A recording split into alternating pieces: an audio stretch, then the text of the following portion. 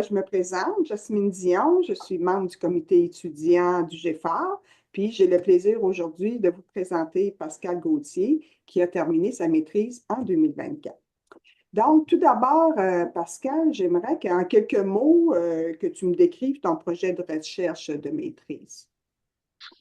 Au niveau de la maîtrise, c'était les représentations sociales des parents liées à l'usage du numérique chez les jeunes. Dans le fond, en quelques mots, les représentations sociales, ça fait partie, ce sont les connaissances des parents, l'attitude qu'ils ont, puis aussi le champ ou l'image qu'ils vont se faire de quelque chose en particulier.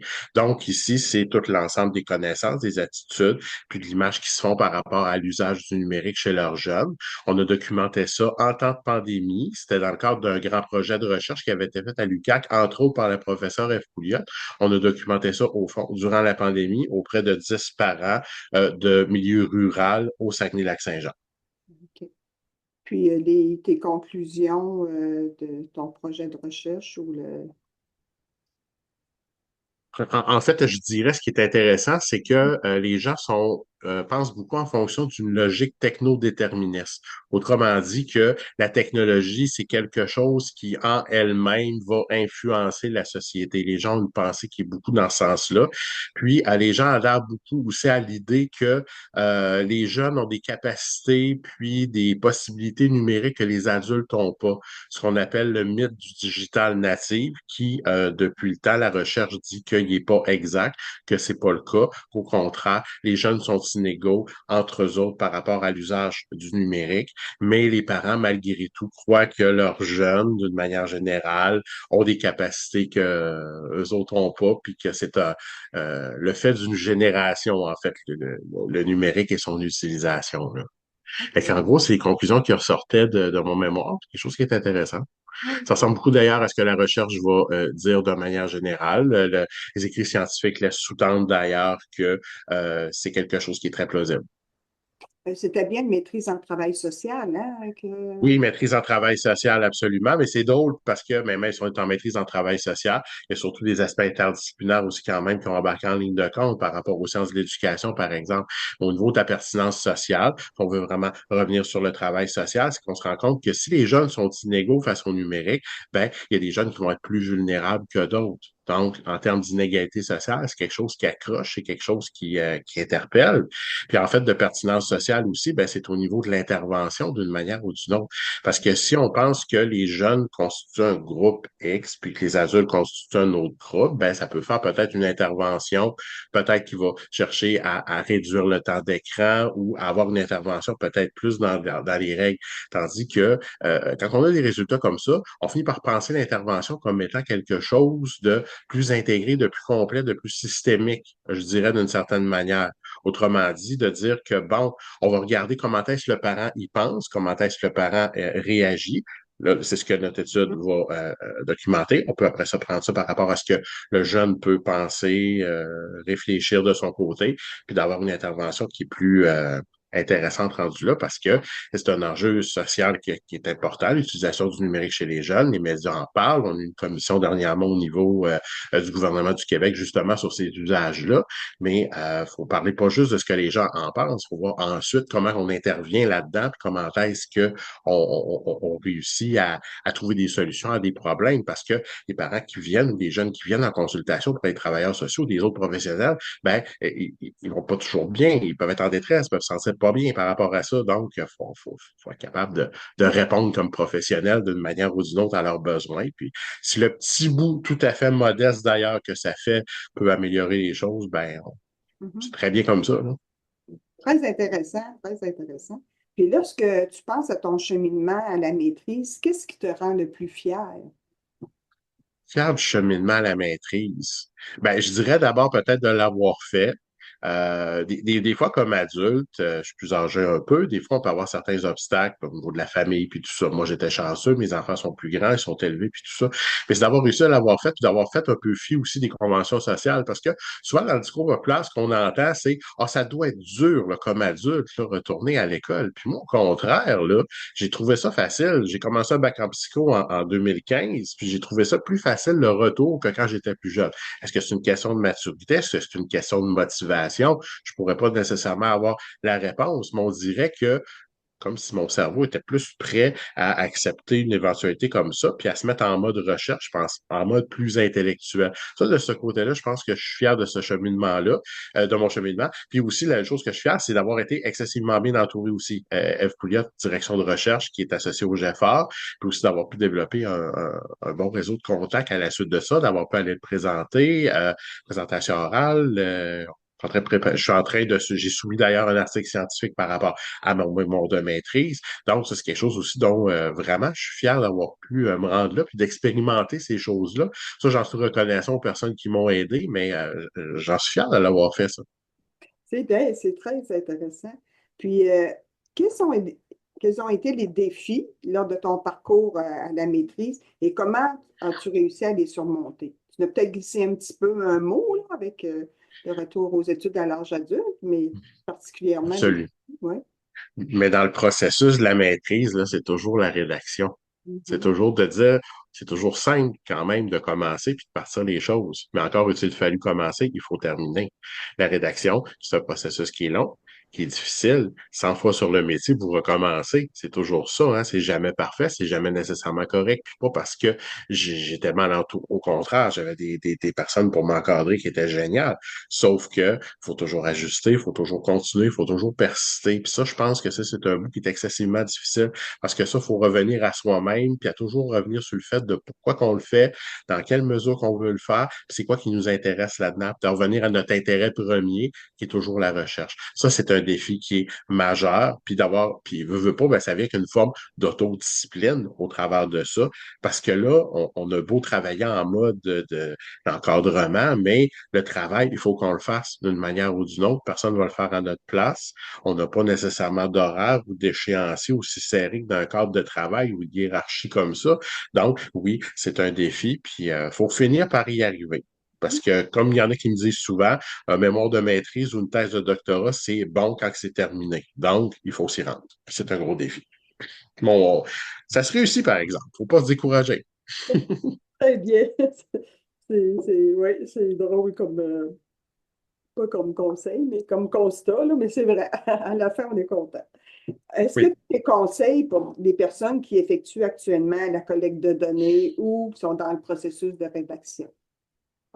Au niveau collecte de données, je dirais de oser le recrutement sans nécessairement non plus aller trop loin, bien entendu, parce que je me suis rendu compte que les gens ils aimaient ça participer. Quand il y avait le moindrement un intérêt pour le sujet puis tout ça, les gens ils étaient prêts à participer puis ils le faisaient vraiment de bon cœur. Fait que on dérange pas dans cette optique-là. Fait que c'est toujours d'oser puis de continuer le recrutement. Puis si ça marche pas bien, ben on rajoute des petits critères de sélection pour être capable de prendre un peu plus de participants. On regarde ça avec nos directions de recherche aussi. Euh, c'est vraiment de persister dans cette voie-là, d'avoir les outils nécessaires puis de s'arranger pour les maîtriser dans la mesure du possible. En qualitatif, ça va être NVivo ou SPSS en quantitatif, de s'arranger d'être prêt à faire le codage, l'analyse de données. Puis avec la collecte, ben, d'avoir un bon plan d'analyse aussi, que ça fait bien avec le cadre théorique qu'on a, puis d'avoir un bon plan dans la tête, un bon guide d'entrevue. Fait que si on a des bons outils, on sait s'en servir, on a un bon guide, euh, puis on se dit que les participants vont y aller. Je pense que c'est quelque chose qui peut être gagnant pour ça. Pour la rédaction, c'est un peu comme je le disais tout à l'heure, c'est vraiment de continuer, de persister, puis de se trouver des trucs, parce que tout le monde ne fonctionne pas nécessairement de la même façon. Je pense notamment à ce que le GFR offre, les séances de rédaction. Ça, c'est très bon pour certaines personnes parce que ça donne un cadre qui est un petit peu plus rigide, puis on s'encourage en le faisant entre nous autres parce on se surveille un peu les uns les autres, vous savez? Fait que c'est quelque chose qui peut être intéressant. Fait que c'est d'adapter les stratégies de rédaction en fonction de ce qu'on est comme personne. Puis je ne crois pas qu'il y en a de bonnes ou de mauvaises. L'important, c'est que ça puisse continuer d'avancer, puis tout ça. Puis peut-être aussi une autre stratégie plus générale, c'est d'accepter à un moment donné que des fois, il y a des bouts que ça va un petit peu moins vite, que ça va un petit peu moins bien, mais qu'au final, là, on se reprend sur autre chose, on prend un petit pas de recul, on va aller lire autre chose, on va arrêter un peu, puis après ça, on repart, puis finalement, ça va mieux par la suite.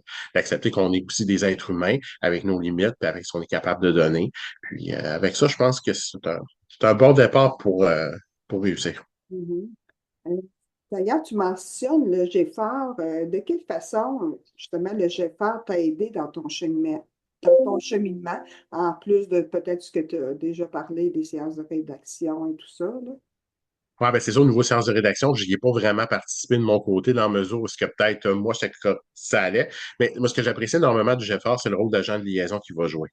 Ils m'ont trouvé par entremise de d'autres personnes, des congrès ou des possibilités d'activités auxquelles je pouvais participer, dont j'ignorais l'existence. Je donne l'exemple de l'INRS, il y avait un congrès l'année passée. Je l'ignorais, je l'ai su parce qu'il y a quelqu'un du GFR, en l'occurrence Roxane, qui nous a fait une transmission de message, puis qui nous a avisé.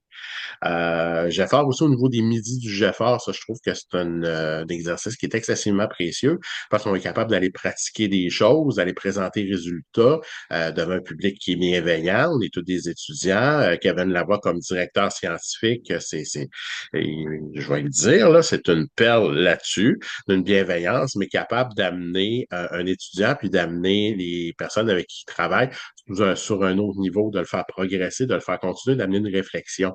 Fait que ça, je trouve ça excessivement pertinent parce que ça fait une communauté qui nous permet d'avancer puis qui va préparer la relève de demain aussi. Puis c'est excessivement important. Il faut pas l'oublier. On ne rajeunit pas personne, mais il faut que les jeunes puissent remplacer ceux qui partent un jour. Donc, pour ça, je trouve ça formidable, là. Oui, merci. Puis, je sais que là, tu poursuis au doctorat. C'est à quoi ta Mhm. motivation, justement, de poursuivre tes études?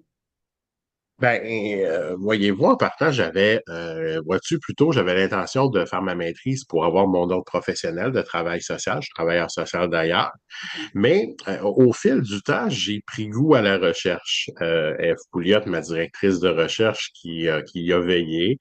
Sébastien Simard-Roussel à l'UQAC en psycho, qui a commencé à me titiller là-dessus, puis à développer un peu le goût que j'avais pour la recherche. Mais je n'arrivais pas encore à le concrétiser dans ce sens-là, mais il a fallu que je l'essaie. Hein. Fait que, ce qui est arrivé, c'est que j'ai attrapé la piqûre. C'est ça qui s'est passé. En fait, c'était pas prévu dans mon plan de dire, ben, je vais devenir chercheur, puis ça sera ça. Je me disais, je finis ma maîtrise, je vais aller me trouver un bon milieu de pratique, une bonne place, puis je vais très bien intervenir aussi, puis c'est très bien comme ça. Mais c'est pas ça qui s'est passé tout à fait. La piqûre m'est attrapée au fil des rencontres que j'ai faites, au fil des gens que j'ai rencontrés, du monde que j'ai rencontré, puis à force de travailler là-dedans, ben, c'est ça qui est arrivé. Fait que c'est pour ça que je me suis inscrit au doctorat en sciences humaines appliquées ici à l'UQAC, puis je continue aussi à travailler par rapport aux technologies numériques. Moi, ce qui m'intéresse là particulièrement, c'est le lien, c'est l'usage éducatif, puis l'usage qui est fait en milieu scolaire de ces technologies numériques-là, puis du rapport au numérique éducatif, parce qu'on se rend compte que l'usage là à l'école, c'est énormément, sans dire explicable, qu'il y a des influences d'en dehors de l'école, que ce soit les jeunes, les parents et ainsi de suite. Puis il y a plusieurs lacunes au niveau de la recherche scientifique par rapport à ce thème-là. Puis c'est quelque chose que je veux développer. Mais toujours dans l'optique que des vulnérabilités, d'une manière ou d'une autre, de dire que les jeunes puis les parents dans tout ça, ben on est dans une société où est-ce qu'on a un avenir qui va être numérique d'une manière ou d'une autre. Puis si nos jeunes, puis nos parents, puis notre société ne développent pas ces capacités-là, ben, ça pourra créer des inégalités sociales. En général, plusieurs chercheurs qui vont aller dans cette direction-là, Flukiger, Granjon, ainsi de suite, Plantard, ils vont nous dire, bon, fondamentalement, s'il y a une inégalité de numérique, l'inégalité est sociale. Donc, d'où l'importance d'aller en apprendre plus sur le sujet. Fait que doctorat commencé en deuxième année, collecte de données qui s'en vient, projet de thèse qui est en cours dans le moment. Donc, ça suit son cours. C'est un gros travail, ça aussi, mais on continue, puis j'apprends là-dedans, puis j'aime ça. Puis finalement, est-ce que tu auras un dernier conseil à nous donner, quelque chose qu'on n'aura pas discuté depuis le début, qui te vient à l'idée, une anecdote, des choses comme ça? Anecdote peut-être pas tant, peut-être juste un rappel, allez chercher tout le monde, là, allez chercher les financements, puis allez chercher les aides, tout ce que vous pouvez aller chercher, allez le chercher. Prenez les ressources qui sont nécessaires. Ayez pas crainte d'aller demander les bourses du CRSH, les bourses des fonds québécois de recherche. Surveillez les concours qu'il va y avoir dans vos universités, qu'on soit à Laval, qu'on soit à l'UQAC, n'importe quand. Il n'y a pas de gêne, je pense, puis ces fonds-là sont là pour ça. Je pense que c'est important d'aller les chercher, puis d'avoir des bonnes conditions aussi pour être capable là, de continuer le projet. C'est beau, mais il n'y a pas personne qui vit de l'air du temps. On a des besoins tous financiers, matériels, puis si on est capable d'aller les combler de cette manière-là, ben c'est bon pour la recherche, puis c'est bon aussi pour nous autres, parce qu'un étudiant qui n'a pas de problème d'argent, puis que sa vie personnelle se passe relativement bien, ben, je pense qu'il y a plus de chances de réussir. Ça, c'est le message que peut-être j'en profiterai pour passer, peut-être vu que j'en ai l'occasion. Bon, ben, merci beaucoup, Pascal. C'était très intéressant. Puis au plaisir de se reparler quand tu auras ton diplôme en poche de ton doctorat. On pourra se rencontrer de nouveau dans quelques années, j'imagine. Oui, oui, oui, oui, oui, dans quelques années, ça sera pas fini demain matin, là. Pas d'inquiétude, ça sera pas demain matin, c'est sûr. Merci beaucoup, Pascal. Ça fait plaisir.